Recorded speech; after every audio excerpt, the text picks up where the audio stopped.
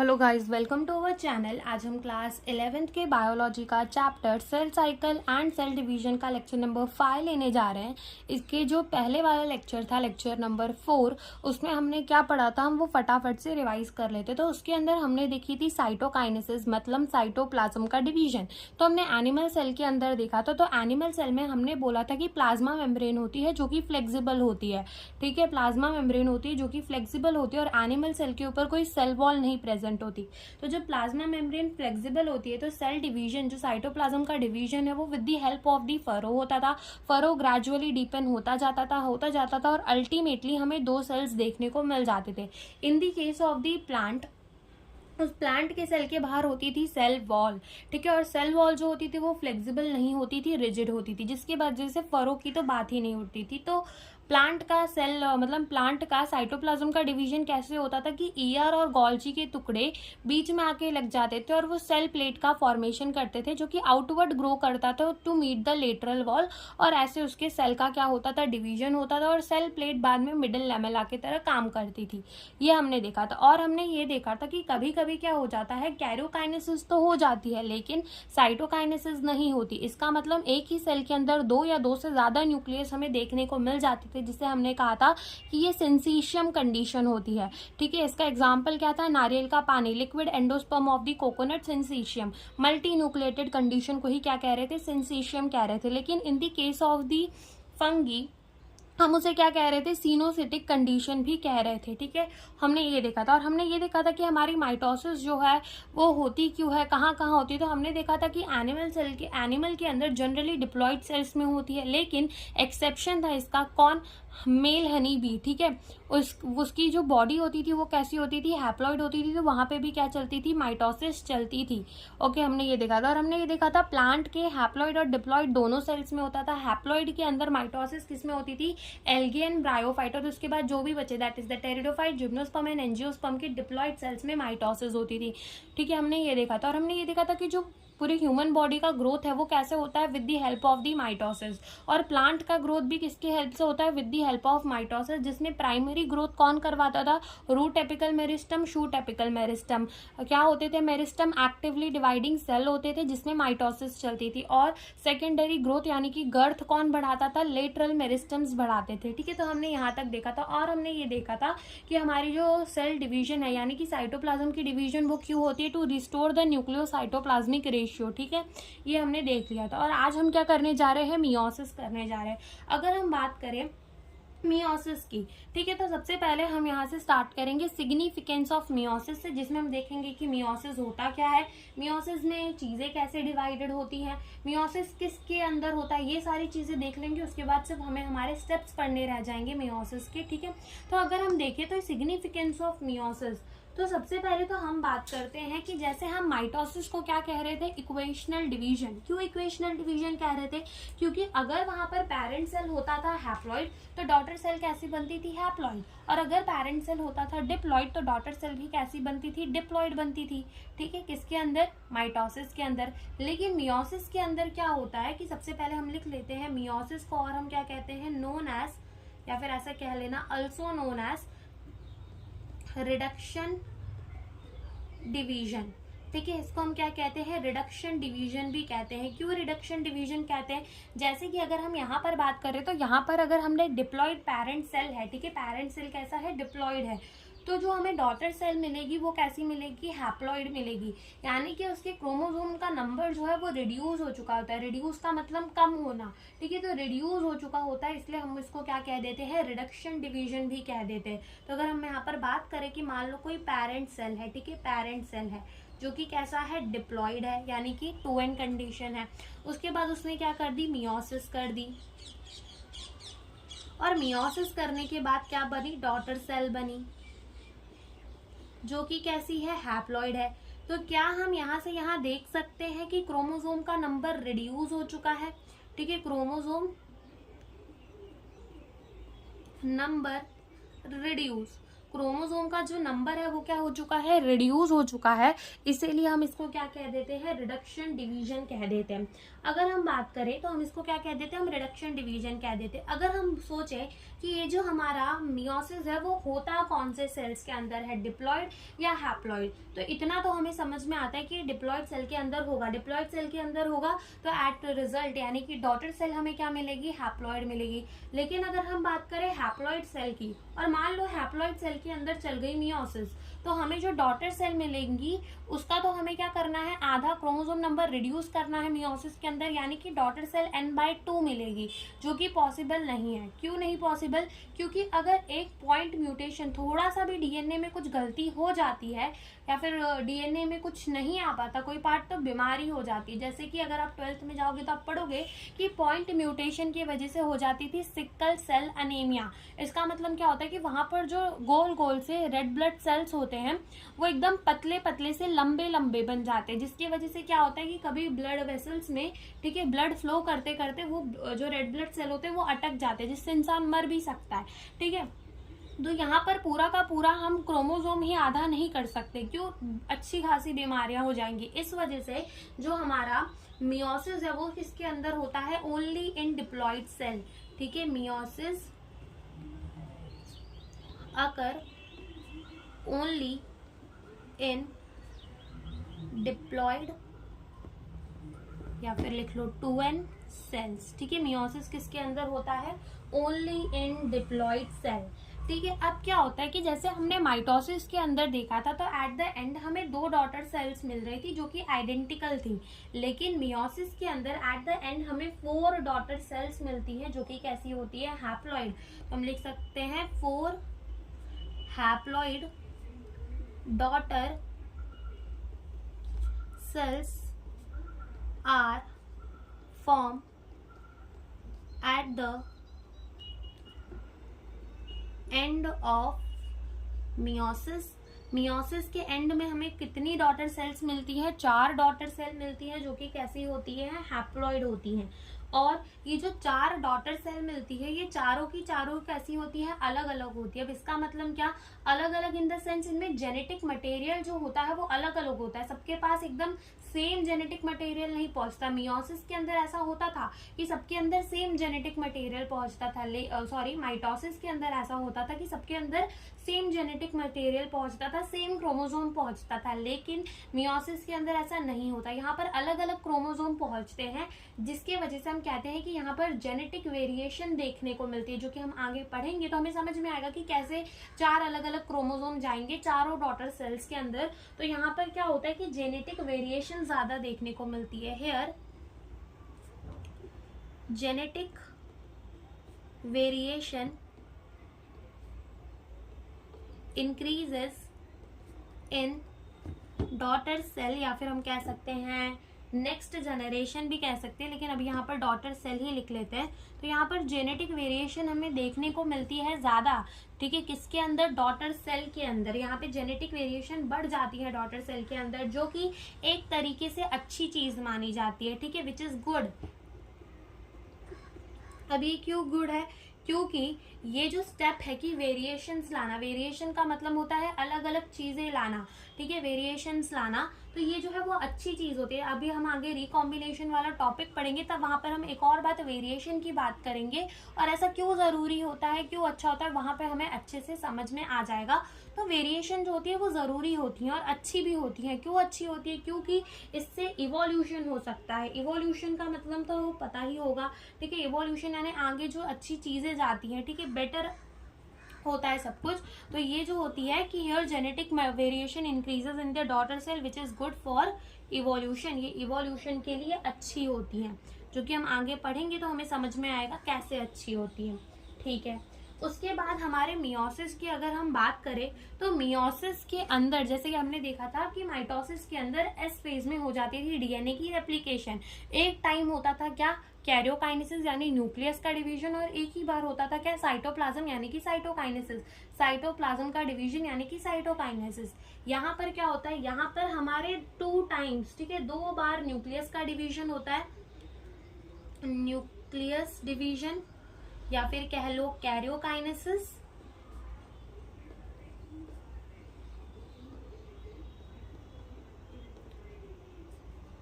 And cytoplasm का division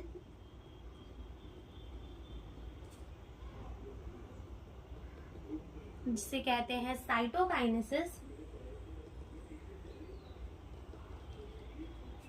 अकर 2 time. ठीक है, यहाँ पर न्यूक्लियस का डिवीजन, कैरियोकाइनेसिस और साइटोप्लाज्म का डिवीजन यानी साइटोकाइनेसिस कितने बार होता है, 2 बार, but in the case of the mitosis वो कितने बार होता था, एक ही बार होता था। अब हमने माइटोसिस के अंदर देखा था कि वहां पर न्यूक्लियस का रेप्लिकेशन कह रहे हो, डीएनए का रेप्लिकेशन कहाँ होता था, एस फेज के अंदर होता था, एक ही बार होता था। यहाँ पर भी डीएनए का रेप्लिकेशन एस फेज के अंदर ही होता है और एक ही बार होता है। डीएनए रेप्लिकेशन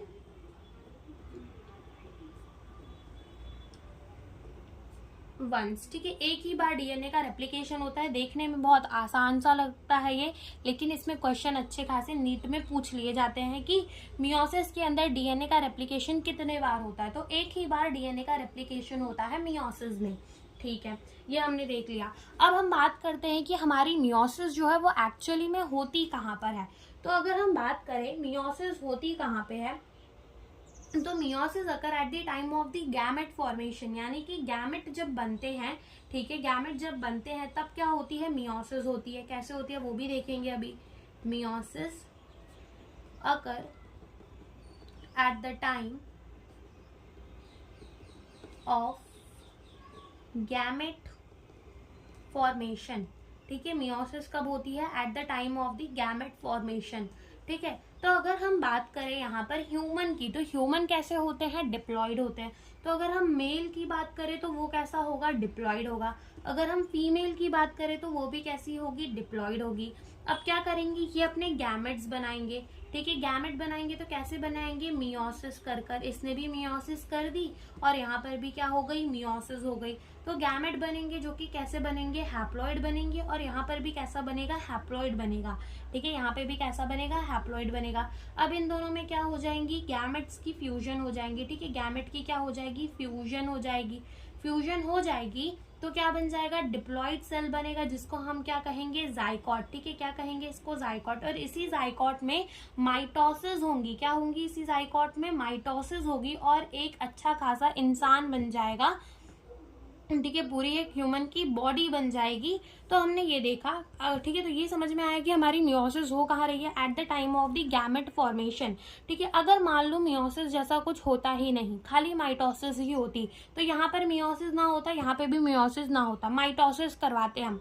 माइटोसिस कराते तो इसका गैमेट कैसा बनता, डिप्लॉइड बनता, इनका गैमेट कैसा बनता, डिप्लॉइड बनता, डिप्लॉइड डिप्लॉइड जुड़ते तो 4n बनता।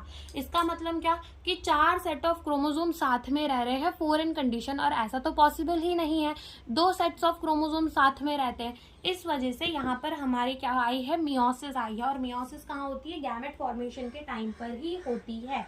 ठीक है, तो ये हमने देख लिया।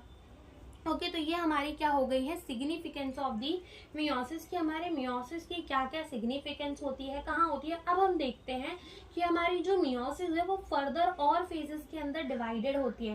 जैसे कि अगर हमने देखा था अपनी माइटोसिस को, तो वो किसके अंदर डिवाइडेड थी, वो प्रोफेज, मेटाफेज, एनाफेज, टेलोफेज के अंदर डिवाइडेड थी। लेकिन हमारी मियोसिस जो है वो थोड़ी ज्यादा कॉम्प्लेक्स होती है और वो और ज्यादा फेजेस के अंदर डिवाइडेड होती है। वो हम देखते हैं कैसे वो और फेजेस के अंदर डिवाइडेड होती है।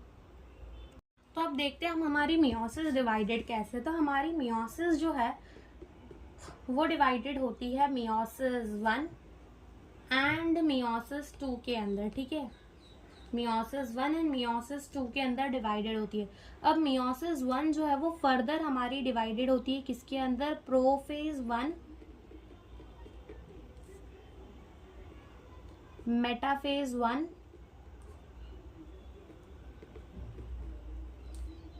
Anaphase 1 and telophase 1। टेलोफेज 1 और मियोसिस 2 जो है वो भी हमारी फर्दर डिवाइडेड होती है किसके अंदर, प्रोफेज 2,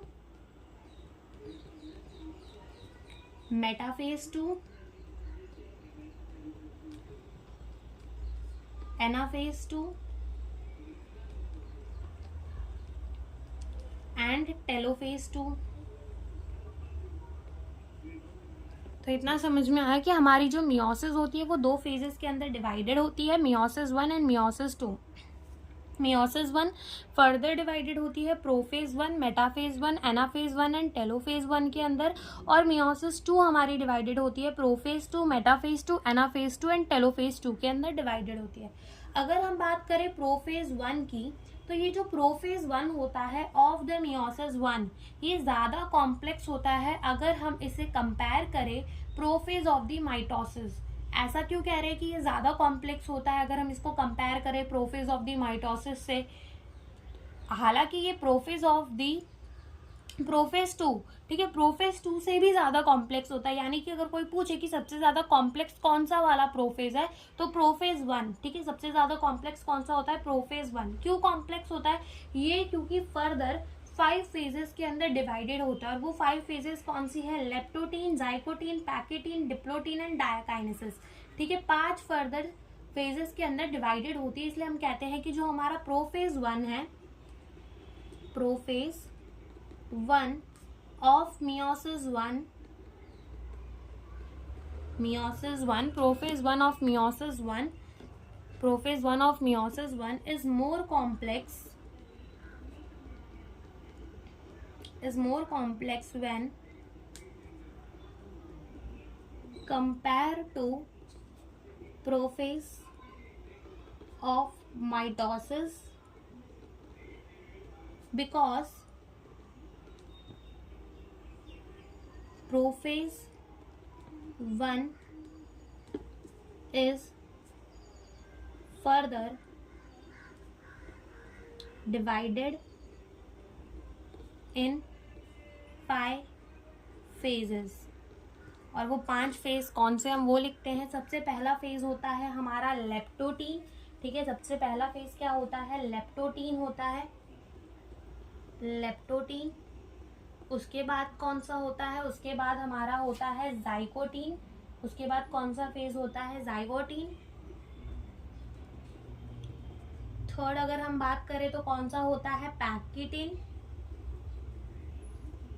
या फिर पैचिटिन। और चौथा जो होता है वो हमारा होता है डायकाइनेसिस, तो सॉरी क्या होता है हमारा? Diplotene, diplotene. और 5वां जो होता है वो हमारा क्या होता है? डायकाइनेसिस, ठीक है। ये 5 फेजेस के अंदर जो है वो हमारा प्रोफेज 1 डिवाइडेड होता है leptotene, zygotene, pachytene, diplotene and diakinesis के अंदर, ठीक है। तो अगर हमें इसको याद रखना हो तो हम कैसे याद रख सकते हैं? तो इसके लिए एक लाइन है, दैट इज लाओ सरा पानी दे दो। एल से क्या आ जाएगा? लेप्टोटीन। जेड से क्या आ जाएगा? जाइगोटीन। पी से क्या आ जाएगा? पैचिटिन। डी से क्या आ जाएगा? डिप्लोटीन। एंड डी से क्या आ जाएगा? डायकाइनेसिस। तो इस डी और डी में कंफ्यूज हो जाओगे, तो ये याद रख लेना कि इस डी के बाद क्या है? ई है, इसका मतलब डिप्लोटीन है ये, और डी ओ है, यानी कि ये क्या है? डायकाइनेसिस है, ठीक है। हाँ, तो ये हमारा क्या हो जाएगा? प्रोफेज 1 हो जाएगा। डी ए ना करके डी ओ ए भी कर लोगे ओ से, तो क्या हो जाएगा? लाओ जरा पानी दे दा, तो भी समझ में आ जाएगा कि ये क्या है? डायकाइनेसिस है, तो याद नहीं रखना पड़ेगा। तो ऐसे हम इसको याद रख सकते हैं, ठीक है। तो हमने ये देख लिया। तो अगर हम एक बार सेल साइकिल देखें मियोसिस की, कि मियोसिस की सेल साइकिल एक्चुअल में चल कैसे रही है, हमारी मियोसिस की सेल साइकिल जो है वो एक्चुअल में चल कैसे रही है, तो हम उसे देखते हैं। तो यहाँ पे देखो, ये हमने सेल साइकिल बनाई है किसकी? मियोसिस की। तो सबसे पहले तो इन सेल्स में भी क्या आएगा? G1 फेज, जहाँ पर क्या होगा? प्रोटीन की सिंथेसिस होगी, ठीक है, साइटोप्लाज्म में ग्रोथ होगा। उसके बाद क्या होगा? सेंट्रियोल का यहाँ पे क्या होगा? मोस्ट ऑफ दी ऑर्गेनल का डुप्लीकेशन हो जाएगा, एटीपी की सिंथेसिस होगी, डिसीजन होगा कि सेल साइकिल में जाना है या नहीं। उसके बाद क्या आएगा? एस फेज आएगा, जिसको हम क्या कहते थे? सिंथेसिस फेज भी कहते थे, जहां पर क्या होगा? डीएनए का रेप्लिकेशन होगा न्यूक्लियस के अंदर, और सेंट्रियोल का डुप्लीकेशन होगा। सेंट्रियोल कह लो या फिर सेंट्रोजोम कह लो, उनका डुप्लीकेशन कहाँ स्टार्ट हो जाएगा? In the cytoplasm. और उसके बाद हमारा क्या आएगा? G2 फेज, जिसको हम कह रहे थे गैप 2 फेज, जहाँ पे बचे कुचे हुए प्रोटीन का क्या हो जाएगा? सिंथेसिस। तो यहाँ तक इंटरफेस तो यहाँ पे भी सेम ही रहेगा हमारा, ठीक है। फिर बात आती है हमारी ये वाले फेज की, दैट इज द मियोसिस की। तो इसमें क्या होगा कि सेल G2 फेज से निकलने के बाद कहाँ जाएगा? प्रोफेज 1 में। प्रोफेज 1 से जाएगा मेटाफेज 1 में, मेटाफेज 1 से जाएगा एनाफेज 1 में, और एनाफेज 1 से कहाँ जाएगा, टेलोफेज 1 में। ठीक है, कहाँ जाएगा, टेलोफेज 1 में। अब खुद सोचो वो टेलोफेज के बाद माइटोसिस के अंदर क्या करता था, तो टेलोफेज में तो माइटोसिस के बाद साइटोकाइनेसिस कर लेता था, बिल्कुल।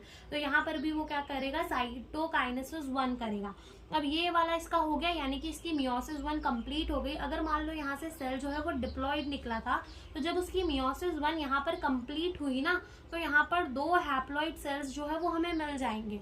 फिर आगे चलेगा सेल, तो बीच में वो थोड़ा सा रेस्ट करेगा, जिसको हम कहेंगे कि ये क्या कर रहा है, थोड़ा सा रेस्ट कर रहा है, तो उसको कहेंगे इंटरकाइनेसिस। ठीक है, इंटरकाइनेसिस में डीएनए का रेप्लिकेशन नहीं होगा, बस सेल जो है वो थोड़ा सा रेस्ट कर लेगा और कुछ नहीं करेगा। ठीक है, तो ये 2 सेल्स जो है वो थोड़ा सा रेस्ट कर लेंगे, कहाँ पर, इंटरकाइनेसिस पे। फिर इंटरकाइनेसिस के बाद फिर से वो आएगा प्रोफेज 2 में, फिर किस में आएगा, मेटाफेज 2 में, देन कहाँ आएगा, एनाफेज 2 में, देन कहाँ आएगा, टेलोफेज 2 में आएगा। किस में आएगा, टेलोफेज 2 में आएगा। और यहाँ पर एक लाइन ड्रॉ करना भूल गए। ठीक है, तो ये कहाँ आएगा, टेलोफेज 2 में आएगा, और थोड़ा सा यहाँ पर लाइन करके लिख देते हैं। फिर ये क्या करेगा, साइटोकाइनेसिस 2 करेगा। ठीक है, क्या करेगा, साइटोकाइनेसिस 2 करेगा। तो यहाँ से हमको साफ साफ दिख रहा है कि न्यूक्लियस का डिवीजन कितनी बार हो जाएगा, 2 बार हो जाएगा। और वैसे ही साइटोप्लाज्म का डिवीजन यानी साइटोकाइनेसिस भी कितनी बार हो जाएगी, 2 बार हो जाएगी। ठीक है, और यहाँ पर जब आएगा, यहाँ पर साइटोकाइनेसिस हो जाएगी, तो यहाँ पर हमें 4 हैप्लॉइड सेल्स मिल जाएंगे। कितने सेल्स मिल जाएंगे, 4 हैप्लॉइड सेल्स मिल जाएंगे। और यहाँ पर ये हमारी मियोसिस 2 जब कंप्लीट होगी तो 4 हैप्लॉइड सेल।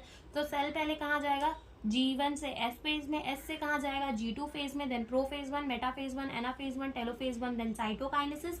फिर थोड़ा सा रेस्ट करेगा इंटरकाइनेसिस में, और इंटरकाइनेसिस से फिर से prophase 2, metaphase 2, anaphase 2, telophase 2 and then cytokinesis 2 करेगा। तो यहाँ पर हम थोड़ा सा नोट डाल के किसके बारे में लिख लेते हैं, इंटरकाइनेसिस के बारे में।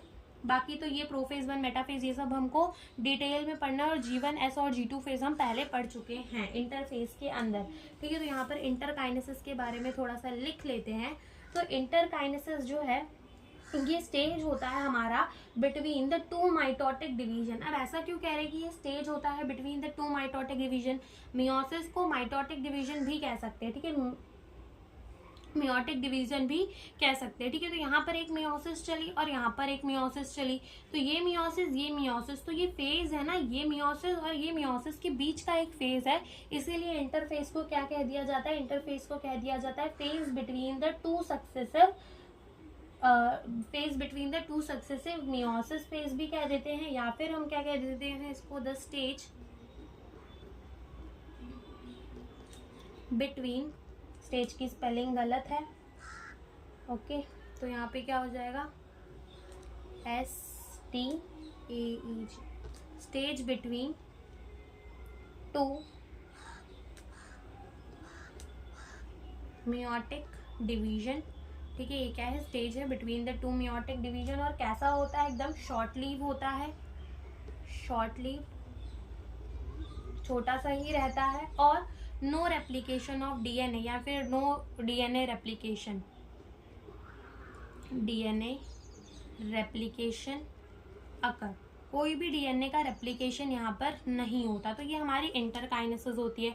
अब हम डिटेल में प्रोफेज, मेटाफेज, एनाफेज, टेलोफेज, ये सारी चीज़ों को पढ़ते हैं। ठीक है,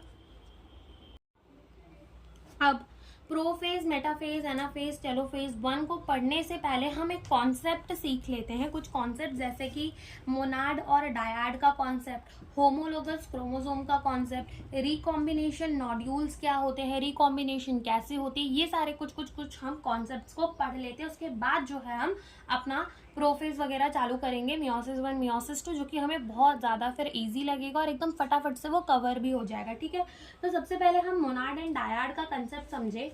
तो मोनाड एंड डायाड होते क्या है, जैसे कि अगर आप पढ़ोगे अपने एनसीईआरटी को, तो वहाँ पर हमें टेलोफेज 2 के बाद बोला है कि हमें डायाड्स ऑफ सेल जो है वो ऑब्टेन होते हैं। तो क्या होता है मोनाड और क्या होता है डायाड। तो जैसे मान लो कि हमारा अगर एक क्रोमैटिड प्रेजेंट है, ये क्या है, सेंट्रोमियर है, ठीक है, और अगर हमारे पास सिर्फ एक क्रोमैटिड प्रेजेंट है तो ये क्या हो जाएगा, हमारा मोनाड हो जाएगा। क्या हो जाएगा, मोनाड हो जाएगा। और अगर यहाँ पर हमारे पास दो क्रोमैटिड प्रेजेंट होते तो ये क्या हो जाता, हमारा डायड हो जाता। बस मोनाड डायड में हमारा इतना ही कॉन्सेप्ट है, ठीक है। मोनाड का मतलब एक क्रोमैटिड प्रेजेंट है, वन क्रोमैटिड, और डायड का मतलब क्या कि हमारे पास कितने क्रोमैटिड प्रेजेंट है, टू क्रोमैटिड। बस मोनाड डायड में ही इतना ही है।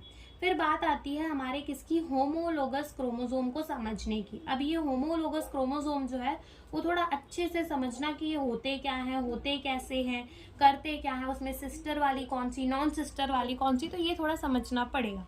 तो अगर अपन बात करें होमोलोगस क्रोमोसोम की तो क्या होता है कि जैसे मान लो कि हमारा जो सेल है तो उसके अंदर क्या बनते हैं, क्रोमोसोम के पेयर बनने लग जाते हैं। क्रोमोसोम 1 आया, यहाँ से भी क्रोमोसोम 1 आया, दोनों ने मिलके पेयर बना लिया। क्रोमोसोम 2 आया, क्रोमोसोम 2 आया, दोनों ने मिलके पेयर बना लिया। क्रोमोसोम 3 आया, क्रोमोसोम 3 आया, दोनों ने मिलके पेयर बना दिया। क्रोमोसोम 4 आया, क्रोमोसोम 5 आया, 4 आया तो 4 वाले ने पेयर बना लिया। तो ऐसी पेयरिंग जब होती है ना क्रोमोसोम की, तो हम उसको क्या कहते हैं कि साइनैप्सेस हो रही हैं। क्या हो रही है, साइनैप्सेस हो रही हैं। तो जब हमारे क्रोमोसोम आकर पेयर बनाने लग जाते हैं तो हम उसको क्या कहते हैं, साइनैप्सिस कहते हैं, ठीक है। उसको क्या कहते हैं, साइनैप्सिस, ठीक है। तो अब जब साइनैप्सिस हो जाती है तब जो क्रोमोसोम बनते हैं उसको हम क्या कहते हैं, होमोलोगस क्रोमोसोम कहते हैं। तो हम डायग्राम से समझते हैं, तो लिखते हैं chromosome start pairing together, the process is known as synapses, ठीक है। इस प्रोसेस को क्या कहते हैं, साइनैप्सिस कहते हैं। The process is known as the synapses, ठीक है। और ये जो क्रोमोसोम जो है ये आकर अपना पेयर बनाने लगते हैं। तो ऐसा तो नहीं कि एक क्रोमोसोम मान लो यहाँ पड़ा है, दूसरा क्रोमोसोम यहाँ, और इन्होंने आके ऐसे पेयर बना ली अपनी दोनों, क्रोमोसोम नंबर 1 की पेयर, ऐसे ही क्रोमोसोम नंबर 2 आएंगे तो क्रोमोसोम नंबर 2 की पेयर, ऐसे पूरे 23 पेयर होते हैं ह्यूमन के अंदर, ठीक है। और 46 क्रोमोसोम, ह्यूमन कैसा होता है, डिप्लॉयड होता है। तो पूरे ऐसे 1 के, देन 2 के, देन 3 के, देन 4 के, ऐसे पूरे कितने पेयर होंगे, 23 पेयर ऑफ दी क्रोमोसोम होंगे। एक पैटर्नल पापा वाला और एक मैटरनल यानी कि कौन सा होगा, मम्मी वाला, ठीक है। ऐसे पूरे पेयर होते हैं ह्यूमन की बॉडी के अंदर, ठीक है।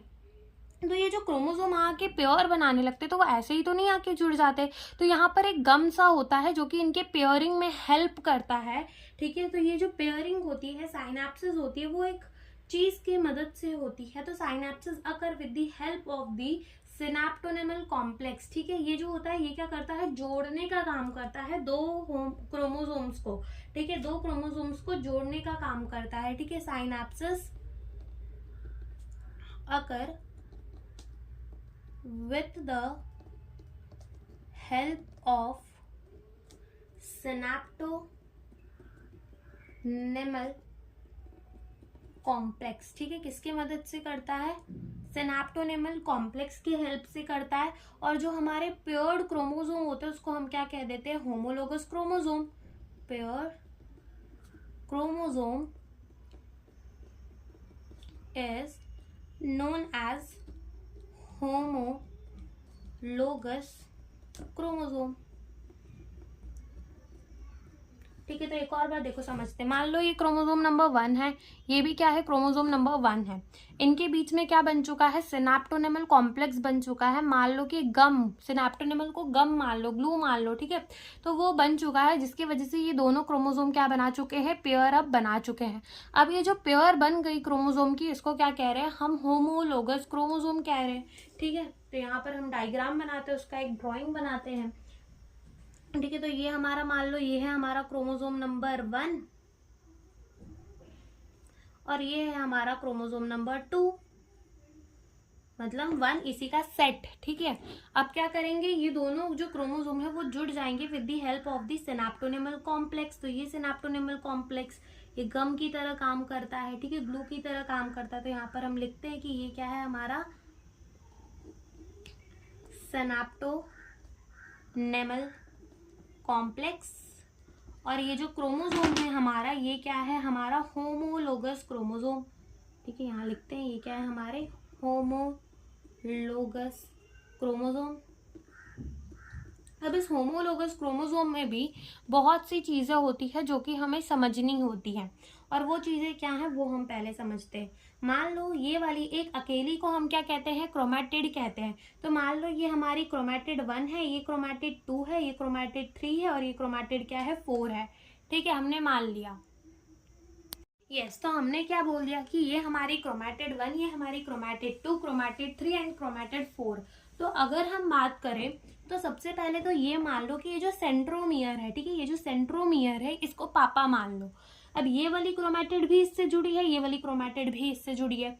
तो ये 1 एंड 2, ठीक है, 1 एंड 2 जो क्रोमैटिड 1 एंड 2 है हमारी 1 एंड 2, तो ये क्या हो गई हमारी सिस्टर क्रोमैटिड हो गई। अब यहाँ पर आओ तो देखो इस वाले क्रोमैटिड 3 के पापा और क्रोमैटिड 4 के पापा भी क्या है, सेम है, यानी कि 3 एंड 4। ठीक है, ये दोनों ही क्रोमैटिड हमारी कैसी हो गई, सिस्टर क्रोमैटिड हो गई। ठीक है, कैसी क्रोमैटिड हो गई, सिस्टर क्रोमैटिड हो गई। समझ में आया, हमारी सिस्टर क्रोमैटिड कौन होती है, जिनका सेंट्रोमियर जो है वो सेम हो। बात करें हम अपने क्रोमैटिड 2 की एंड क्रोमैटिड 3 की, तो इन दोनों के पापा क्या अलग अलग हैं, बिल्कुल अलग है। अगर हम बात करें क्रोमैटिड 1 की एंड क्रोमैटिड 4 की, तो क्या इन दोनों के पापा अलग अलग हैं, बिल्कुल अलग है, इनका सेंट्रोमियर जो है वो अलग है। तो ये वाली हमारी क्या हो गई, नॉन सिस्टर क्रोमैटिड हो गई। कौन सी हो गई, नॉन सिस्टर क्रोमैटिड हो गई। तो समझ में आया कि हमारी 1 एंड 2 वाली कैसी है, सिस्टर क्रोमैटिड, 3 एंड 4 वाली क्या है, सिस्टर क्रोमैटिड, 2 एंड 3 वाली क्या है, non sister chromatid, and 1 and 4 वाली भी कौन सी है, नॉन सिस्टर क्रोमैटिड। ऐसे ही अगर हम देखें 1 एंड 3 वाली, तो ये भी हमारी नॉन सिस्टर हो जाएंगी, 2 एंड 4 वाली ये भी हमारी नॉन सिस्टर क्रोमैटिड्स हो जाएंगी। ठीक है, तो ये हो गया हमारी क्रोमैटिड की बात। अब यहाँ पर एक और चीज आता है कि अगर तुम इसको देखो तो हमने इसको होमोलोगस क्रोमोसोम तो कह दिया, अब इसके बहुत से नाम हैं, और कौन सा दूसरा नाम है, हम इसको कह सकते हैं टेट्राड। क्या कह सकते हैं, टेट्राड। क्यों हम इसमें टेट्राड कह सकते हैं, बिकॉज इसके अंदर हमें 4 क्रोमैटिड देखने को मिलती हैं, 4 क्रोमैटिड। ठीक है, 4 क्रोमैटिड देखने को मिलती है, तो हम इसको टेट्राड भी कह सकते हैं। चलो एक और नामकरण हो गया इसका, टेट्राड भी कह सकते हैं होमोलोगस क्रोमोसोम के साथ साथ। और भी हम इसको कुछ कह सकते हैं, वो क्या है, हम इसको कह सकते हैं बायवेलेंट क्रोमोसोम। क्या कह सकते हैं हम इसको, बायवेलेंट क्रोमोसोम। अब क्यों हम इसको बायवेलेंट क्रोमोसोम कह सकते हैं, क्योंकि इसके अंदर हमें 2 क्रोमोसोम देखने को मिल रहे हैं, क्रोमोसोम नंबर 1 और एक क्रोमोसोम नंबर 1, यानी कि हमें 2 क्रोमोसोम देखने को मिल रहे हैं, तो हम इसको क्या कह सकते हैं, बायवेलेंट क्रोमोसोम, क्योंकि हमें इसके अंदर 2 क्रोमोसोम्स देखने को मिल रहे हैं। ठीक है, तो ये हमारे होमोलोगस क्रोमोसोम का सारा कॉन्सेप्ट है। एक और बार समझते हैं क्या होता है, क्रोमोसोम पेयरिंग करना स्टार्ट कर देते हैं, जिसको हम कहते हैं साइनेप्सिस। और साइनेप्सिस किसके हेल्प से होती है, with the help of the synaptonemal complex, जो कि गम जैसा काम करता है। ये जो पेयर्ड क्रोमोसोम होते हैं उसको होमोलोगस क्रोमोसोम कहा जाता है। होमोलोगस क्रोमोसोम को ही टेट्राड क्रोमोसोम कहा जाता है, क्योंकि वहां पर हमें 4 क्रोमैटिड देखने को मिल जाता है। और होमोलोगस क्रोमोसोम को ही बायवेलेंट क्रोमोसोम कहा जाता है, क्यों, क्योंकि उसके अंदर हमें 2 क्रोमोसोम देखने को मिलते हैं। जो हमारे क्रोमैटिड जिनका सेंट्रोमियर सेम होता है वो सिस्टर क्रोमैटिड होते हैं, और जिनका सेंट्रोमियर अलग होता है वो होती है नॉन सिस्टर क्रोमैटिड। ओके, तो अब यहाँ से ही हमारा जो है रिकॉम्बिनेशन नॉड्यूल वाला टॉपिक उठ जाता है, जिसमें हम क्या बोलते हैं कि हमारे नॉन सिस्टर क्रोमैटिड के बीच में क्या होती है, क्रॉसिंग ओवर होती है। क्या मतलब, तो लिखते हैं यहाँ पर कि रिकॉम्बिनेशन कह लो, रिकॉम्बिनेशन, या फिर ऐसा कह लो क्रॉसिंग ओवर। ठीक है, क्रॉसिंग ओवर, ठीक है, क्रॉसिंग ओवर। और क्रॉसिंग ओवर का मतलब क्या होता है, एक्सचेंज ऑफ जेनेटिक मटेरियल। क्या होता है क्रॉसिंग ओवर का मतलब, एक्सचेंज ऑफ जेनेटिक मटेरियल। तो जेनेटिक मटेरियल के एक्सचेंज को ही क्रॉसिंग ओवर कह देते हैं, या फिर रिकॉम्बिनेशन कह देते हैं।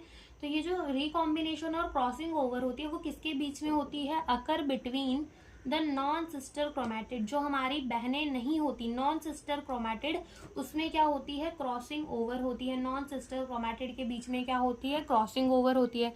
अब क्रॉसिंग ओवर कैसे होती है वो देखते हैं। तो मान लो कि ये वाली जो थी ये हमारी क्या है, एक क्रोमोसोम है। ओके, जैसे कि हमने होमोलोगस क्रोमोसोम बनाया था ना, तो एक क्रोमैटिड जो है वो थोड़ी ऐसे बाहर आ जाएगी, और यहाँ से दूसरी वाली भी उसकी ऐसे थोड़ी बाहर आ जाएगी। सेम यहाँ पर दूसरी हमारी क्या है, क्रोमोसोम है, उसकी भी एक क्रोमेटिड थोड़ी ऐसे आ जाएगी और ये वाली भी थोड़ी ऐसे आ जाएगी और ये वाली जो है ऐसे ही रह जाएंगी। तो क्या ये दोनों नॉन सिस्टर क्रोमेटिड थी? बिल्कुल थी। क्या ये दोनों सिस्टर थी? तो बिल्कुल थी। तो सिस्टर के बीच में क्रॉसिंग ओवर नहीं होगी, सिस्टर क्रोमेटिड के बीच में क्रॉसिंग ओवर नहीं होगी। तो क्रॉसिंग ओवर होगी किसके बीच में? Non sister chromatid. और यहाँ पर सिनेप्टोनेमल कॉम्प्लेक्स जो है वो होगा। अब क्या होगा कि इसका पार्ट थोड़ा सा कट के इसके पास चला जाएगा और इसका वाला हिस्सा थोड़ा सा इसके पास आ जाएगा। सेम यहाँ पे भी इसका हिस्सा इसमें चला जाएगा और इसका हिस्सा थोड़ा सा इसमें आ जाएगा, एक्सचेंज हो जाएगा। क्रॉसिंग ओवर हो गई ना, तो जेनेटिक मटेरियल एक्सचेंज हो गया। तो जेनेटिक मटेरियल जो है वो एक्सचेंज हो गया। अब जैसे मान लो कि इसके पास जो था वो हमारा थोड़ा सा ब्लू वाला पार्ट था, यहाँ पे भी इसके पास क्या था, मान लेते हैं यहाँ पर इसके पास ब्लैक वाला पार्ट था। ठीक है, यहाँ पर इसके पास कौन सा वाला पार्ट था? ब्लैक वाला पार्ट था। और यहाँ पर इसके पास कौन सा था? ब्लू वाला पार्ट था। ओके, अब जब ये क्रॉसिंग ओवर करके अलग हुए, यानी कि ये जो बना ना हमारा, ये इसी को क्या कह देते हैं? रिकॉम्बिनेशन नॉड्यूल भी कह देते हैं। जो क्रॉसिंग ओवर हो रही है तो उसी को क्या कह देते हैं? इसी को हम कह देते हैं रिकॉम्बिनेशन नॉड्यूल। ठीक है, नॉड्यूल कह देते हैं। अब जब ये क्रॉसिंग ओवर होकर हटेगा तो देखना कैसे हो जाएगा। ठीक है, तो ये हमारे क्रोमोसोम है। अब इसके पास कौन सा वाला पार्ट था? ब्लू वाला। तो ये ब्लू वाला पार्ट यहाँ चला जाएगा। इसके पास कौन सा वाला पार्ट था? ब्लैक वाला। तो ये ब्लैक वाला पार्ट जो है यहाँ आ जाएगा। ठीक है, ब्लैक वाला पार्ट यहाँ आ जाएगा। ठीक है, और क्या हुआ कि इसके पास ब्लैक वाला पार्ट था तो ये ब्लैक वाला पार्ट यहाँ चला जाएगा। ठीक है, और ये ब्लू वाला पार्ट जो है वो यहाँ आ जाएगा। अगर तुम ये ऊपर का ना भी मानो, मान लो कि सिर्फ नीचे ही क्रॉसिंग ओवर हुई होती तो दोनों जगह, यहाँ पर मेरे पास पेन नहीं है अलग अलग जिससे मैं तुम्हें समझा सकूं, लेकिन तुम समझ लो ना कि इसका एक टुकड़ा यहाँ से यहाँ जा रहा है, इसका यहाँ से यहाँ जा रहा है, तो क्रॉसिंग ओवर हो जा रही है। तो हमें 4 जो क्रोमोसोम मिलेंगे वो कैसे मिलेंगे? 4 के 4 क्रोमोसोम हमें अलग मिलेंगे। यहाँ पे ऑल थॉट सेम हो चुके हैं, इधर पे ब्लू, इधर पे ब्लैक, इधर पे ब्लू, इधर पे ब्लैक, लेकिन समझो कि ये अलग अलग होते हैं। क्रॉसिंग ओवर जो होती है तो ये क्रोमोसोम्स अलग अलग होते हैं, इनमें जीन जो है वो अलग अलग होते हैं। तो हमें 4 डिफरेंट क्रोमेटिड मिल जाती है। यहाँ पर 4 डिफरेंट क्रोमेटिड। ठीक है, यहाँ पर हमें 4 डिफरेंट क्रोमेटिड मिल जाती है, इसीलिए हमें 4 डिफरेंट डॉटर सेल्स मिल जाते हैं। ठीक है, इसीलिए हमें क्या मिल जाते हैं? 4 डिफरेंट डॉटर सेल मिल जाते हैं। और क्या इनमें जेनेटिक वेरिएशन होगा? क्या इनमें जेनेटिक जो है जेनेटिक का एक्सचेंज हुआ है? तो यानी कि जेनेटिक वेरिएशन होगा। अब देखो, अगर तुम देखो तो कोई कोई स्टेट्स के अंदर इंटरकास्ट वाली मैरिज को बहुत ज़्यादा प्रमोट करते हैं। ऐसा क्यों?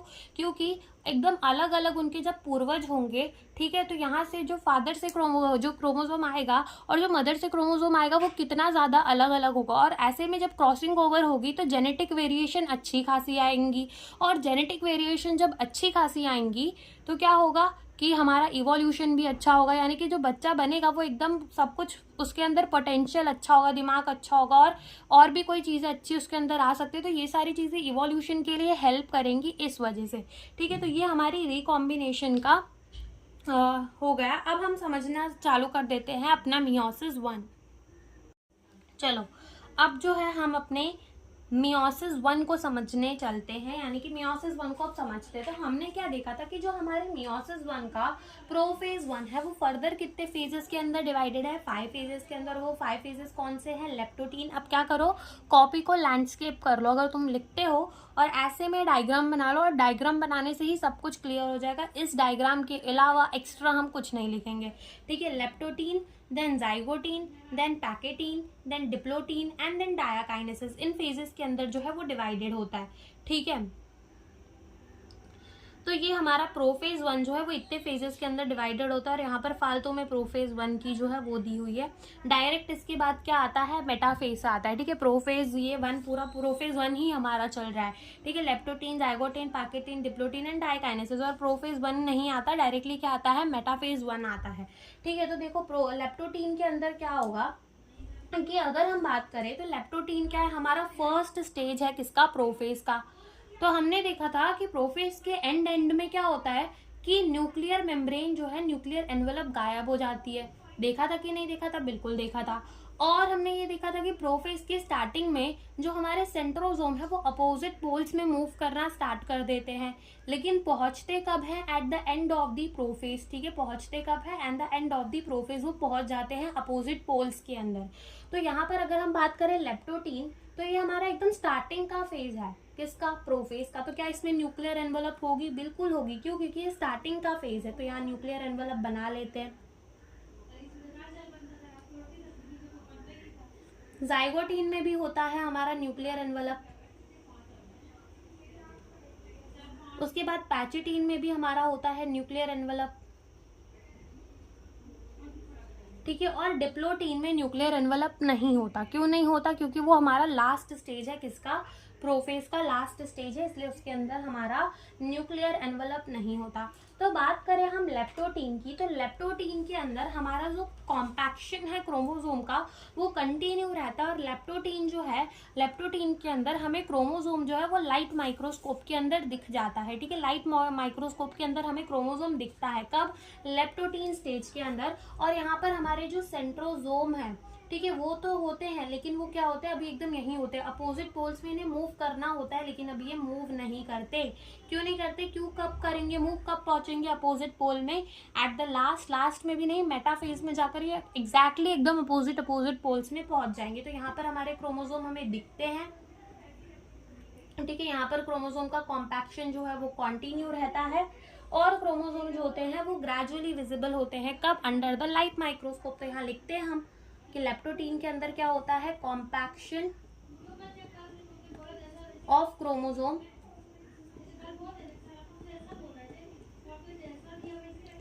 Continue, compaction of the chromosome continue रहता है, and chromosome become visible. Chromosome visible होता है इन लाइट माइक्रोस्कोप। ठीक है, क्रोमोसोम कहाँ विजिबल होता है? लाइट माइक्रोस्कोप के अंदर हमें क्रोमोसोम विजिबल होता है। तो हमने इसके लिए क्या लिख दिया कि compaction of the chromosome continue रहता है थ्रू आउट द लेप्टोटीन, और क्रोमोसोम जो होता है वो हमें लाइट माइक्रोस्कोप के अंदर दिखता है। इतना ही बस, लेप्टोटीन खत्म। लेप्टोटीन के अंदर इतना ही होता है। देन आता है जाइगोटीन में। अगर अब तुम देखो जाइगो में क्या आ रहा है? जेड। और जेड का अगर तुम मिरर इमेज लो तो वो कुछ एस जैसा दिखेगा। एस का मतलब क्या? कि इसके अंदर क्या हो रही है? साइनैप्सिस हो रही है। साइनैप्सिस का मतलब, अब देखो बात समझो कि हम यहाँ पर एक एक क्रोमोसोम को ले लेकर समझ रहे, लेकिन होंगे पूरे 23 पेयर ऑफ द क्रोमोसोम। तो अब क्या होगी? जाइगोटीन है तो अब क्या होगी? साइनैप्सिस होगी, यानी कि क्रोमोसोम जो है वो पेयर बनाना स्टार्ट कर देंगे। Chromosome start pairing together. तो मान लो ये हमारा एक क्रोमोसोम है, ये हमारा दूसरा क्रोमोसोम है, और क्रोमोसोम स्टार्ट पेयरिंग टुगेदर। यहाँ पर क्रोमोसोम क्या कर रहे हैं? पेयरिंग करना स्टार्ट कर दे रहे। तो यहाँ पर क्रोमोसोम ने क्या बना ली है? पेयर बना लिया। हमारा होमोलोगस क्रोमोसोम बन चुका है। और किसके हेल्प से बना है? With the help of the synaptonemal complex, जो कि हम पहले ही लिख चुके। तो हम बस यहाँ पे लिख देते हैं कि यहाँ क्या होती है? साइनैप्सिस अकर। ठीक है, साइनैप्सिस होती है। और क्या होता है यहाँ पर? साइनैप्सिस किसकी हेल्प से होती है? With the help of the synaptonemal complex, हम आगे लिख चुके हैं। और यहाँ पर क्या होता है? होमोलोगस, जो हमारा होमोलोगस क्रोमोसोम है, होमोलोगस क्रोमोसोम जो है वो बन जाता है। और यहाँ पर थोड़े हमारे सेंट्रियोल भी आगे चले जाते हैं, सेंट्रियोल कह लो या सेंट्रोसोम कह लो। ठीक है, होमोलोगस क्रोमोसोम बन जाता है। सिनेप्टोनिमल कॉम्प्लेक्स भी हमको देखने को मिलता है। ऐसा हो तो ऐसे करके एस और सी लिख लो, इसका मतलब होगा सिनेप्टोनिमल कॉम्प्लेक्स। होगा हमारा होमोलोगस क्रोमोसोम भी बन जाता है। टेट्राड भी हमारा बन जाता है। बाइवेलेंट भी बोल सकते हैं, और हम इसको क्या कह सकते हैं? टेट्राड एंड बाइवेलेंट, या फिर डाइवेलेंट बाइवेलेंट कह लो, सब चलता है। तो ये क्या है? हमारे डाइवेलेंट जो है वो बन जाते हैं इस फॉर्म। बट ये ज्यादा क्लियरली कब विजिबल होते हैं? But more clearly visible in next phase. ज्यादा क्लियरली कहाँ विजिबल होते हैं? नेक्स्ट फेज, यानी कि पैचिटीन के अंदर ये ज्यादा अच्छे से विजिबल होते हैं। ठीक है। तो बस हमारे जाइगोटीन खत्म। जाइगोटीन के अंदर क्या होता है, साइनाप्सिस होती है, होमोलोगस क्रोमोसोम देखने को मिलते हैं। साइनाप्सिस किसकी हेल्प से होती है, with the help of the synaptonemal complex, ठीक है। टेट्राड और बाइवेलेंट बन जाता है, लेकिन ज्यादा क्लियरली कब विजिबल होता है, नेक्स्ट स्टेज यानी कि पैचेटिन के अंदर हमें ज्यादा विजिबल होता है। और अगर हम बात करें पैचेटिन की, तो पैचेटिन के अंदर क्या होता है, ये भी हम इसके नाम से ही याद रख सकते हैं। कैसे नाम से याद रख सकते हैं, देखो समझो, हम इसको इसके नाम से याद रख सकते हैं। कैसे, लेकिन कैसे हम इसको नाम से याद रख सकते हैं, अगर तुम देखो leptotene, zygotene, pachytene, diplotene and diakinesis, तो अकेला हमारा डायकाइनेसिस में तो ऐसा कुछ होने नहीं वाला जैसे यहाँ होने वाला है। तो ये तो पता चल जाता है कि इन चार के अंदर देखें तो सी सिर्फ हमें किसके अंदर देखने को मिल रहा है, पैचेटिन के अंदर। इसका मतलब सी से क्या होता है, क्रॉसिंग ओवर, यानी कि यहाँ पर हमें क्या देखने को मिलती है, क्रॉसिंग ओवर देखने को मिलती है, ठीक है। क्रॉसिंग ओवर हमें कहाँ देखने को मिलती है, पैचेटिन के अंदर जो है वो हमें क्या देखने मिलती है, क्रॉसिंग ओवर देखने मिलती है। यहाँ पर क्लियरली हमें टेट्राड देखने को मिलता है, जेनेटिक मटेरियल का एक्सचेंज होता है। क्रॉसिंग ओवर का मतलब वही होता है कि जेनेटिक मटेरियल का क्या होता है, एक्सचेंज होता है। तो क्या होगा, देखना यहाँ पर ये क्रोमोसोम है और ये थोड़ा आगे आ जाएगा, सेम यहाँ पर भी, ठीक है। और सिनेप्टोनिमल कॉम्प्लेक्स जो है वो रहेगा, अभी भी जो है सिनेप्टोनिमल कॉम्प्लेक्स रहेगा। तो पैचेटिन के अंदर हम देखें तो क्या लिख सकते हैं, यहाँ पर क्रॉसिंग ओवर हो रही है, और हम क्या लिख सकते हैं कि यहाँ पर रिकॉम्बिनेशन नोड्यूल बना। कौन से एंजाइम की हेल्प से बनता है, रिकॉम्बिनेज एंजाइम के हेल्प से जो है वो रिकॉम्बिनेशन, या फिर हम ऐसा कह सकते हैं क्रॉसिंग ओवर होती है with the help of the enzyme recombinase, जो कि हम पिछले वाले पेपर में ही लिख लेंगे, यहाँ नहीं पूछेगा, ठीक है। तो हम लिखेंगे पैचेटिन के अंदर, यहाँ पर हाथ ही नहीं जा रहा, क्रॉसिंग ओवर अकर, एक सेकेंड। तो ये मैंने लिख लिया है कि यहाँ पर क्या होता है, क्रॉसिंग ओवर होती है, और टेट्राड और बाइवेलेंट क्लियरली हमें दिखने लग जाता है। क्रॉसिंग ओवर कैसे होती है ये हमने पीछे देख लिया था, रिकॉम्बिनेशन नोड्यूल बनते हैं, क्रॉसिंग ओवर होती है with the help of the enzyme recombinase, ठीक है, ये हमने देख लिया था। उसके बाद हमारा आता है डिप्लोटीन। अब डिप्लोटीन जो है वो क्या है, लास्ट स्टेज है हमारे प्रोफेज 1 का। तो यहाँ पर हमें कोई भी न्यूक्लियर एनवेलप नहीं देखने को मिलता है, यहाँ पर भी हमारे थोड़े सेंट्रोजोम जो है वो आगे चले आते हैं। अब क्या होता है कि हमारा आता है डिप्लोटीन, जहाँ पर थोड़े अभी सेंट्रोजोम जो है वो सेंटर में आए नहीं है, लेकिन आने जैसे हो जाते हैं। अब डिप्लोटीन के अंदर क्या होता है, डिप्लोटीन के अंदर सिनेप्टोनिमल कॉम्प्लेक्स का डीसॉल्यूशन, यानी कि यहाँ पर क्या होता है कि देखो, जो ये हमारा यहाँ पर क्रोमोसोम बना था, ठीक है, जैसा यहाँ पर हमारा स्ट्रक्चर बना था, स्ट्रक्चर तो वैसा ही रहता है सेम, एक ये यहाँ से, एक ये यहाँ से, ठीक है। इधर पे भी क्या होगा, एक ये यहाँ, एक ये यहाँ, एक ये यहाँ, एक ये यहाँ। तो देखो पैचेटिन के अंदर क्या हो रहा था कि यहाँ पर सिनेप्टोनिमल कॉम्प्लेक्स प्रेजेंट था, लेकिन डिप्लोटीन के अंदर ये सिनेप्टोनिमल कॉम्प्लेक्स नहीं प्रेजेंट होगा, ठीक है। यहाँ पर क्या हो जाएगा, dissolution of synaptonemal complex. Synaptonemal complex का क्या हो जाएगा, डिसॉल्यूशन, यानी कि सिनेप्टोनिमल कॉम्प्लेक्स हो जाएगा खत्म, ठीक है। सिनेप्टोनिमल कॉम्प्लेक्स क्या हो जाएगा, खत्म हो जाएगा, ठीक है। और हमें यहाँ पर क्या देखने को मिलेगा कि एक एक्स शेप सा, देखो यहाँ पर क्या एक्स जैसा दिख रहा है, बिल्कुल दिख रहा है, क्या यहाँ पर एक्स जैसा दिख रहा है, बिल्कुल दिख रहा है। तो क्रोमोसोम जो है वो सेपरेट हो जाएंगे, यहाँ पर क्रोमोसोम सेपरेट हो गए, क्यों, क्योंकि सिनेप्टोनिमल कॉम्प्लेक्स खत्म हो गया, लेकिन क्रोमोसोम जो है वो एक एक्स शेप सा स्ट्रक्चर बनाएंगे, ऐसे एक्स शेप का क्या बनाएंगे, स्ट्रक्चर बनाएंगे। तो इसको हम कहते हैं कि क्रोमोसोम सेपरेट हो चुके हैं एक्सेप्ट एट द साइट, ठीक है, जहां पर क्या बन रहा है, एक्स शेप का स्ट्रक्चर बन रहा है, जिसको हम क्या कह रहे हैं कि कायस्माटा बना है। क्या बना है, कायस्माटा। तो यहाँ पर हम क्या बोलेंगे, chromosome separate, chromosome separate except where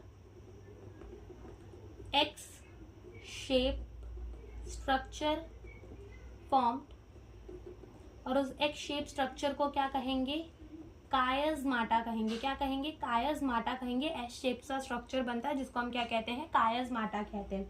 अब डायाकाइनेसिस के अंदर क्या होता है कि ये जो क्रोमोसोम है ना वो अलग हो जाते हैं, कायस्माटा भी जो है वो खत्म हो जाता है, कायस्माटा भी है वो खत्म हो जाता है, यानी टर्मिनलाइजेशन। टर्मिनल का मतलब में होता है कि एंड कर देना किसी चीज का, तो यहाँ पर क्या हो जाती है, टर्मिनलाइजेशन हो जाती है कायस्माटा की। ये हमारे क्रोमोसोम, मान लेते हैं कि यहाँ पर इसने थोड़ा सा कुछ जेनेटिक मटेरियल एक्सचेंज कर लिया है, और यहाँ पर थोड़ा सा कुछ इसने जेनेटिक मटेरियल एक्सचेंज कर लिया है, ताकि हम क्रोमोसोम को थोड़ा अलग दिखा सके, ठीक है। तो यहाँ पर हम क्या लिखेंगे कि टर्मिनलाइजेशन, ऑफ कायस्माटा, कायस्माटा भी क्या हो चुके हैं, खत्म हो चुके हैं, टर्मिनलाइजेशन हो चुकी है कायस्माटा की। और अब ये हमारा लास्ट स्टेज है किसका, प्रोफेज का। तो यहाँ पर हम क्या बोलेंगे कि न्यूक्लियर एनवलप तो हमारी क्या हो गई, खत्म हो गई, न्यूक्लियर एनवलप डिसइंटीग्रेट कह लो या फिर टूट गई, डिसइंटीग्रेट ही कह लो, डिसइंटीग्रेट हो चुकी है न्यूक्लियर एनवलप। ठीक है, न्यूक्लियर एनवलप जा चुकी है। सेंट्रोसोम जो है वो अपोजिट पोल्स में पहुंच चुके हैं। ठीक है, सेंट्रोसोम रिच अपोजिट पोल,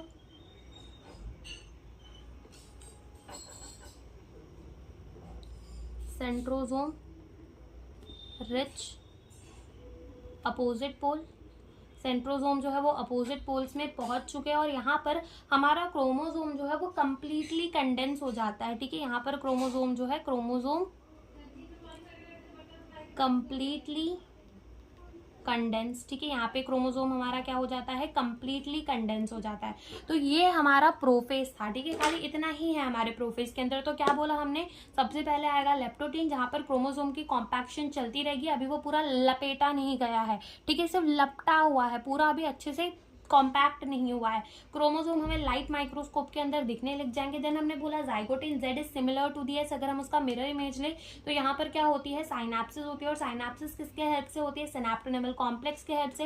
होमोलोगस क्रोमोसोम बनते हैं, जो कि हमने समझ लिया कैसे बनते हैं, कैसे दिखते हैं। और हमने बोला कि टेट्राड और बाइवेलेंट बन तो जाते हैं, लेकिन ज्यादा क्लियरली कब विजिबल होते हैं, नेक्स्ट स्टेज के अंदर, दैट इज पैचेटिन के अंदर। पैचेटिन के अंदर हमने बोला क्रॉसिंग ओवर होती है, रिकॉम्बिनेशन नॉड्यूल बनते हैं, और क्रॉसिंग ओवर होती है with the help of the enzyme recombinase. और टेट्राड और बाइवेलेंट यहाँ पर हमें क्लियरली विजिबल होते हैं। देन हमने बोला डिप्लोटीन, तो डिप्लोटीन के अंदर क्या हो जाती है, डिसोल्यूशन हो जाती है सिनेप्टोनेमल कॉम्प्लेक्स की। क्रोमोसोम सेपरेट हो जाते हैं एक्सेप्ट जहां पर एक्स शेप का स्ट्रक्चर बनता है, जिसको हम क्या कहते हैं, कायस्माटा कहते हैं।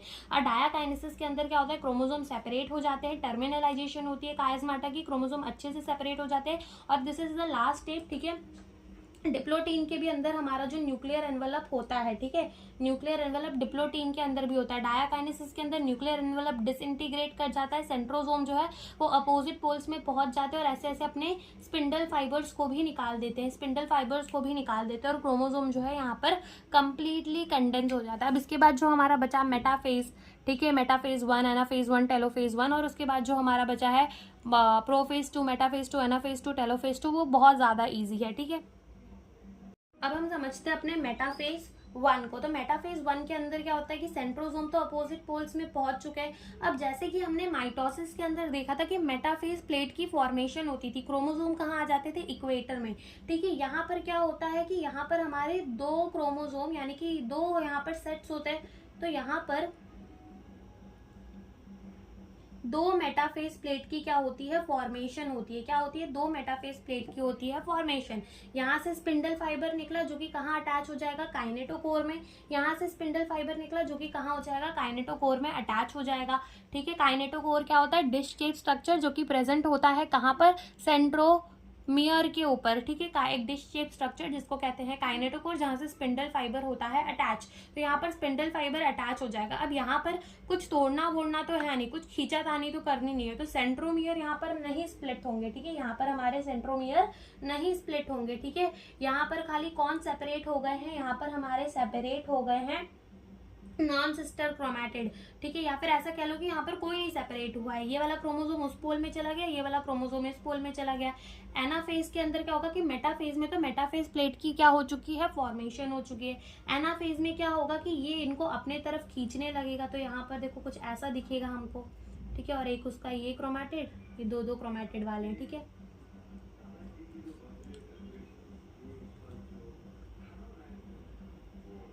ठीक है, तो ये हमें कुछ ऐसा दिखेगा। टेलोफेज में क्या होगा कि ये अपने पोल्स में पहुंच चुके होंगे, तो हमें कुछ ऐसा दिखेगा। ठीक है, टेलोफेज में हमें कुछ ऐसा दिखेगा। तो हम ऐसा कह सकते हैं कि यहाँ पर होमोलोगस क्रोमोसोम जो है वो सेपरेट हो चुके हैं। हम ऐसा कह सकते हैं ना यहाँ पर कि होमोलोगस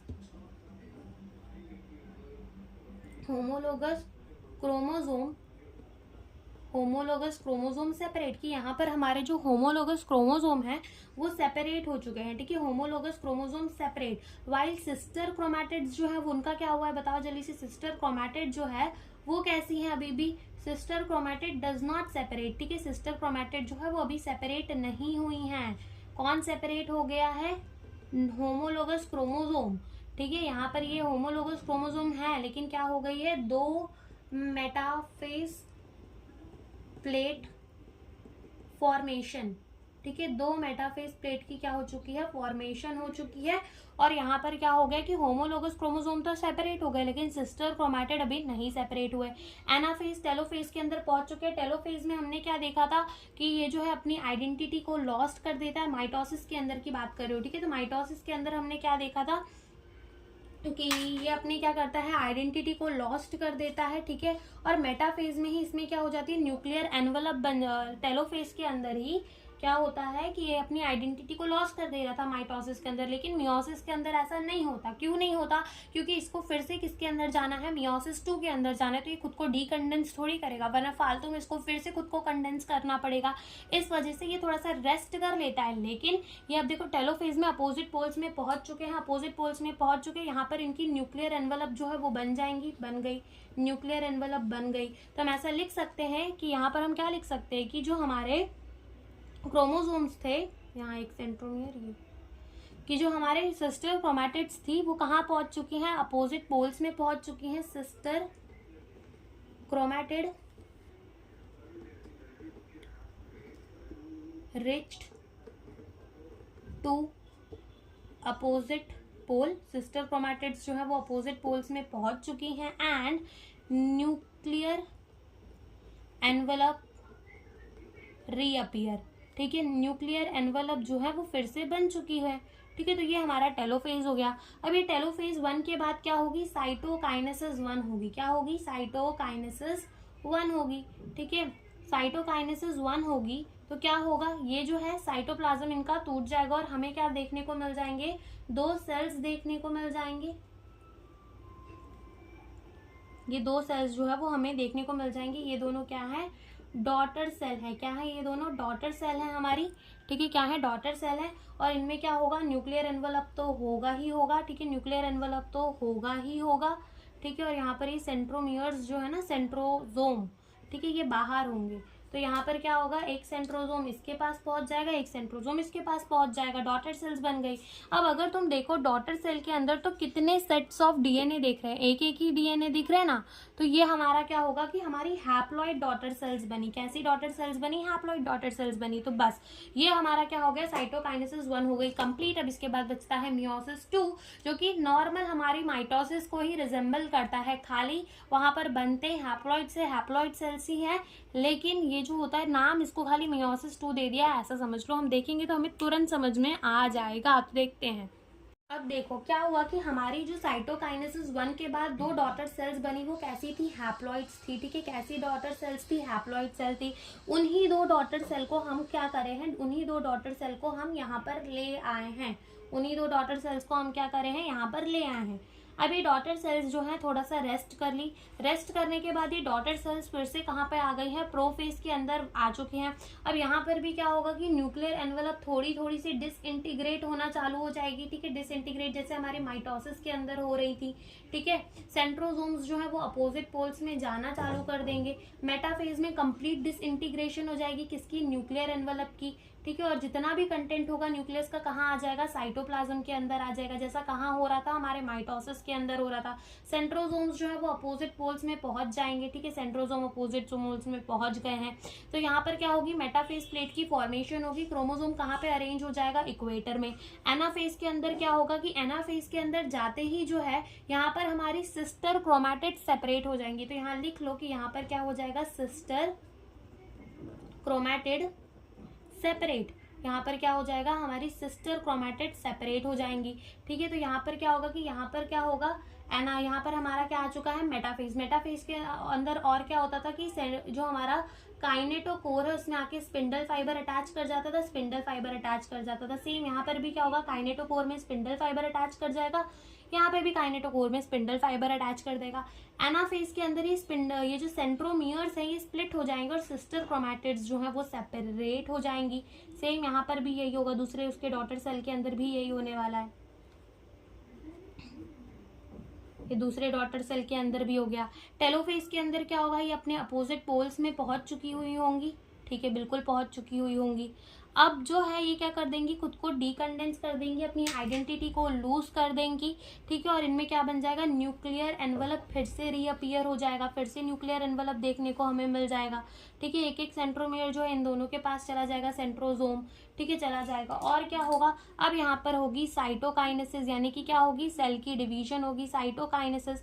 और जब साइटोकाइनेसिस होगी तो यहाँ पर क्या होगा कि साइटोकाइनेसिस हुई, और साइटोकाइनेसिस जब होगी तो क्या होगा कि ये क्रोमोसोम इस सेल में, ये क्रोमोसोम इस सेल में, ये वाला क्रोमैटिड इसमें और ये वाला क्रोमैटिड इसमें, यानी कि ये वाली मिली हैप्लॉइड, ये वाली डॉटर सेल भी मिली हैप्लॉइड, ये वाली डॉटर सेल भी मिली हैप्लॉइड और ये वाली डॉटर सेल भी मिली हैप्लॉइड, यानी कि हमें 4 डॉटर सेल मिली और चारों कैसी मिली, हैप्लॉइड मिली। अब यहीं पर हमने थोड़ा सा अलग दिखाने के लिए क्रोमोसोम में ले लिया था कि एक में मान लेते हैं ब्लू कलर आ गया, एक में रेड, तो वो मैं बना लेती हूँ। मान लो कि क्रॉसिंग ओवर के बाद क्या हुआ कि ये थोड़े थोड़े से इन्होंने अपने जेनेटिक मटेरियल को एक्सचेंज कर लिया, तो यहाँ पर थोड़ा पेंसिल सा कलर आ गया और यहाँ पर थोड़ा पेन वाला जो है वो एक्सचेंज हो चुका है, ठीक है, एक्सचेंज हो गया, हमने ऐसा मान लिया। अब क्या होगा कि आगे भी हमारा यहाँ पर पेन ही रहेगा, सेम यहाँ पर भी पेन वाला ही, सॉरी यहाँ पर कौन सा रहेगा हमारा, ये नहीं, ये होगा पेंसिल वाला, ठीक है। सेम यहाँ पर भी क्या आगे जाएगा हमारा, इस वाले क्रोमैटिड के अंदर जाएगा ये वाला, ठीक है। और यहाँ पे क्या होगा, इस वाली क्रोमैटिड के अंदर जाएगा ये वाला। अगेन यहाँ क्या होगा, इस वाली क्रोमैटिड के अंदर ये वाला देखने को मिलेगा हमको थोड़ा सा, और इस वाली क्रोमैटिड के अंदर यहाँ देखने को मिलेगा। ऐसे ही जब आगे जाएगा तो इस वाले के अंदर कोई नहीं और इस वाले के अंदर हमें थोड़ा सा देखने को मिल जाएगा, ठीक है। और यहाँ पर सेम यहाँ वाले में थोड़ा सा हमको देखने को मिल जाएगा। तो यहाँ पर देखो, इस वाली के अंदर कोई नहीं आया, इस वाली के अंदर आया, इस वाली के अंदर आया और इससे ही इस वाली के अंदर कोई नहीं आया। लेकिन एक्चुअल में जो क्रॉसिंग ओवर होती है वो चारों आर्म्स के बीच में होती है, ठीक है। चारों के जो मटेरियल है वो एक्सचेंज हो जाते हैं, ये वाले में भी, ये वाले में भी, ये वाले में, ये वाले में भी, और हमको 4 अलग अलग डॉटेड सेल्स देखने को मिलते हैं। यहाँ पर पेन नहीं था मेरे पास अलग अलग कलर का, वरना मैं समझाती। तो बस इतना ही था हमारा यहाँ पर जो चैप्टर है cell cycle and cell division, वो होता है कंप्लीट। और मैंने इसकी वीडियो जो है वो पहले से डाल दी हुई है, माइटोसिस तक मियोसिस की वीडियो भी आ जाएगी थोड़े दिनों में, और हमारी एनसीईआरटी भी इसकी जो है वो कवर हो जाएगी। Thank you for watching the video.